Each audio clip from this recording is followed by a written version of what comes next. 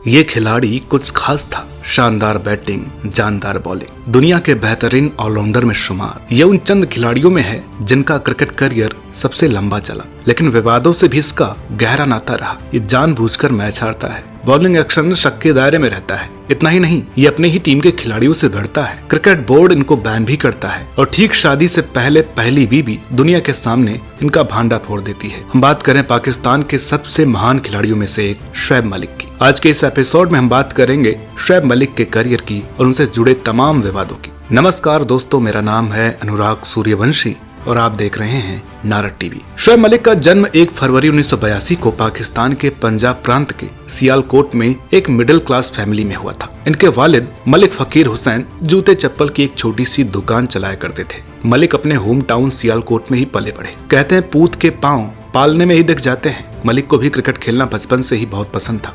बचपन में वो अपने मोहल्ले की गलियों में टेप बॉल क्रिकेट खेला करते थे। आगे बढ़ने से पहले टेप बॉल को समझ लेना बहुत जरूरी है। टेप बॉल एक टेनिस बॉल होती है जिसे इलेक्ट्रिक टेप में लपेट दिया जाता है। यह बॉल लेदर बॉल से हल्की होती है। टेप बॉल से खेले जाने वाले क्रिकेट को टेप बॉल क्रिकेट कहा जाता है। पाकिस्तान के गली क्रिकेट में टेप बॉल का खूब इस्तेमाल होता रहा है। हारिस रऊफ जैसे पाकिस्तान के बॉलर ने अपनी शुरुआत टेप बॉल से ही की और पूरी दुनिया में अपना जलवा बिखेरा। पाकिस्तान और हिंदुस्तान भले दो देश हो गए हों, लेकिन कुछ चीजें और बातें इन्हें जोड़ती हैं। पढ़ोगे लिखोगे बनोगे नवाब, खेलोगे कूदोगे तो होगे खराब। माँ बाप की ये सोच जितनी हिंदुस्तान में सत्य है उतनी ही पाकिस्तान में हकीकत। शोएब के घर वालों को इनका खेलना कतई पसंद नहीं था। वे चाहते थे कि शोएब पढ़ाई लिखाई में मन लगाए, लेकिन कहते हैं ना कि होता वही है जो मंजूर खुदा होता है। शोएब अपनी किस्मत में कुछ और ही लिखवा करके आए थे, तो बचपन से इनका एकमात्र उद्देश्य था क्रिकेटर बनना। गली क्रिकेट खेलने के बाद मलिक क्रिकेट को लेकर गंभीर हो गए। लगता है इनकी किस्मत भी ऊपर वाले ने फुर्सत में बैठकर बनाई थी। तभी तो ये क्रिकेट को लेकर जैसे ही गंभीर हुए,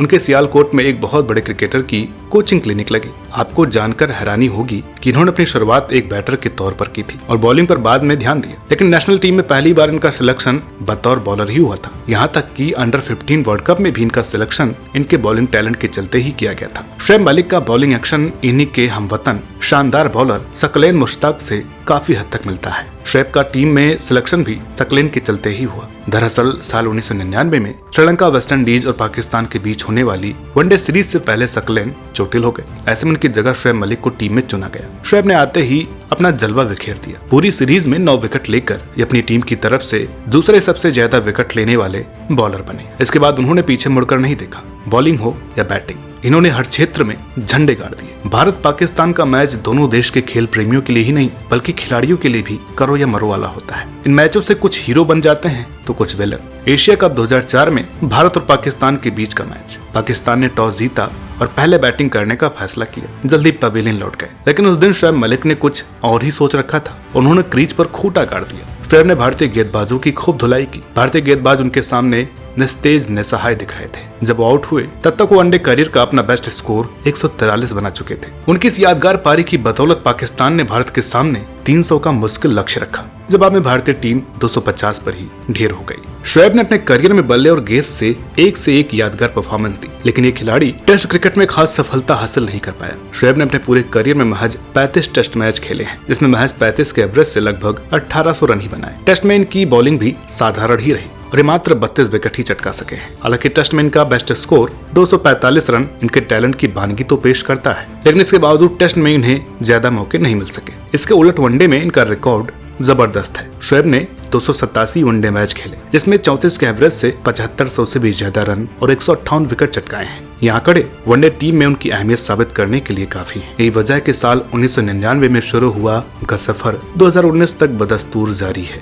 आपकी जानकारी के लिए बता दें कि शोएब अख्तर की गिनती उन चुनिंदा खिलाड़ियों में होती है जो वनडे में पहली पोजीशन से लेकर 10वीं पोजीशन तक खेले हैं। वाकई यकीन करना मुश्किल है कि शोएब जैसा टैलेंटेड बैटर कभी 10वीं पोजीशन पर भी बैटिंग करने के लिए आया होगा, लेकिन हकीकत यही है कि शोएब अपने करियर की शुरुआत में बतौर बैटर नहीं बल्कि बतौर बॉलर ही सिलेक्ट हुए थे। शोएब मलिक इंजमाम उल हक की कप्तानी में बतौर बल्लेबाज खूब चमके। इंजमाम इनको भविष्य का कप्तान भी मानते थे। 2007 वर्ल्ड कप के बाद इंजमाम के क्रिकेट से रिटायरमेंट के बाद टीम की कप्तानी यूनिस खान को सौंपी गई, लेकिन यूनिस ने यह ऑफर ठुकरा दिया। इसके बाद शोएब मलिक को टीम की कमान सौंपी गई। बतौर कप्तान शोएब की बैटिंग जबरदस्त रही। इस दौरान उन्होंने अक्सर 5वें नंबर पर बैटिंग की। बतौर कप्तान उनका बैटिंग एवरेज 43 से भी ऊपर का रहा। हालांकि पाकिस्तानी क्रिकेट हमेशा से ही राजनीति और विवादों का अखाड़ा रहा है। शोएब भी इससे छूते नहीं रहे। शायद इसकी वजह यह रही कि जिस टीम की कप्तानी ये कर रहे थे उसमें इनके कई सीनियर्स भी थे और एक जूनियर की कप्तानी में खेलना सीनियर के लिए कभी भी आसान नहीं होता। टीम के सीनियर मोहम्मद यूसुफ, यूनुस, अफरीदी, अब्दुल रज्जाक जैसे खिलाड़ियों को लगता था कि टीम की कमान शोएब मलिक के बजाय इनमें से किसी एक के हाथ में होनी चाहिए थी। इतना ही नहीं, शोएब मलिक को दीमक तक कहा गया, उन्हें एक नेगेटिव इंसान बताया गया और ये कहा गया कि इस खिलाड़ी की मौजूदगी टीम के लिए कतई ठीक नहीं है। साल 2009 की शुरुआत में पाकिस्तान श्रीलंका के खिलाफ एक घरेलू सीरीज हार गया और इस हार की आड़ में शोएब मलिक से टीम की कमान छीन ली गई। हालांकि इसकी असल वजह पॉलिटिक्स ही रही। हालांकि बाद में एक इंटरव्यू में शोएब मलिक ने ये बात मानी कि टीम की कप्तानी स्वीकार करना उनकी एक बहुत बड़ी गलती थी। उस समय वो बहुत युवा थे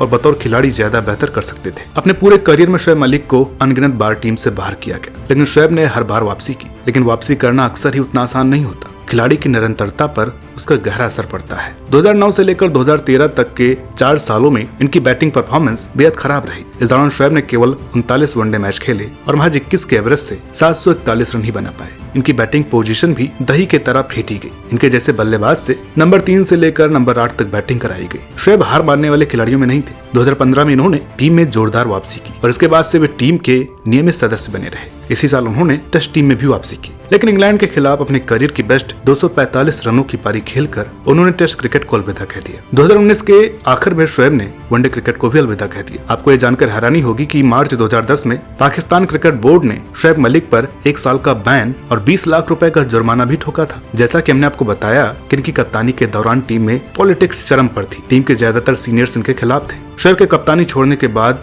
इन पर टीम में कलह फैलाने के आरोप लगे। बोर्ड ने इन आरोपों को गंभीर माना और उनके क्रिकेट खेलने पर पूरे 1 साल का बैन लगा दिया। हालांकि 2 महीने बाद ही बोर्ड ने शोएब पर से बैन हटा लिया और जुर्माना आधा कर दिया। शोएब मलिक की शादी भी उनके करियर की तरह ही विवादित रही। अब तो ये जानते ही होंगे कि शोएब मलिक की शादी भारत की टेनिस सनसनी सानिया मिर्जा से हुई है, लेकिन शायद ये आप नहीं जानते कि शोएब की ये दूसरी शादी थी। शोएब ने सानिया से शादी करने के लिए अपनी पहली पत्नी से बाकायदे तलाक लिया था और इतना ही नहीं, सानिया ने भी शोएब से शादी करने के लिए अपनी पहली सगाई तोड़ी थी। दरअसल शोएब की सानिया से पहली मुलाकात बड़े ही दिलचस्प अंदाज में हुई। दोनों की पहली मुलाकात ऑस्ट्रेलिया में हुई थी, जहाँ सानिया ऑस्ट्रेलियन ओपन खेलने गई थी और शोएब अपनी टीम के साथ ऑस्ट्रेलिया के खिलाफ टेस्ट सीरीज खेल रहे थे। दोनों की मुलाकात जल्द ही प्यार में बदल गई और जल्दी दोनों ने एक होने का फैसला भी कर लिया। सानिया मिर्जा की अच्छी खासी फैन फॉलोइंग थी, लेकिन उनके शोएब से शादी करने के फैसले पर लोगों की तीखी प्रतिक्रियाएं सामने आई। लेकिन मोहब्बतें सरहदें नहीं देखा करती। शादी की सारी तैयारियां हो चुकी थी, लेकिन शादी से कुछ दिन पहले कुछ ऐसा हुआ कि सानिया और शोएब के साथ उनके फैंस के भी होश उड़ गए। आयशा सिद्दीकी नाम की एक महिला ने यह दावा किया कि शोएब उनसे पहले ही शादी कर चुके हैं। ऐसे में वो उसे बिना तलाक दिए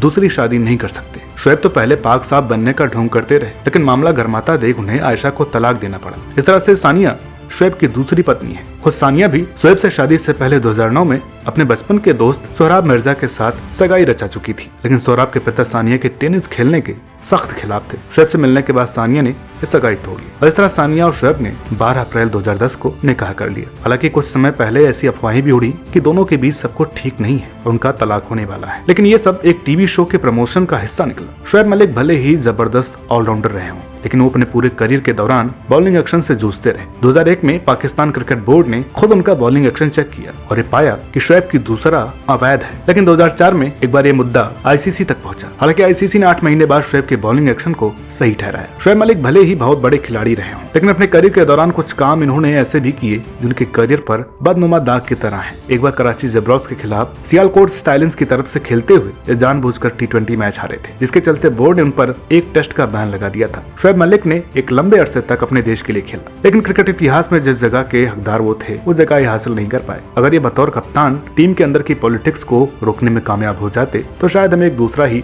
शोएब मलिक देखने को मिलता। फिर भी इसमें कोई दो राय नहीं कि इस खिलाड़ी ने क्रिकेट जगत में अपनी अमिट छाप छोड़ी है। क्रिकेट जगत में इनके योगदान के लिए नारद टीवी ने सलाम करता है। शोएब मलिक के बारे में आपके क्या विचार हैं, कमेंट बॉक्स में जरूर बताइएगा। अगर ये वीडियो अच्छी लगी हो तो इसे लाइक करें, शेयर करें। चैनल पर नए हो तो सब्सक्राइब करना ना भूलें। मिलते हैं आपसे अगली वीडियो में एक और नई दिलचस्प कहानी के साथ। तब तक के लिए नमस्कार।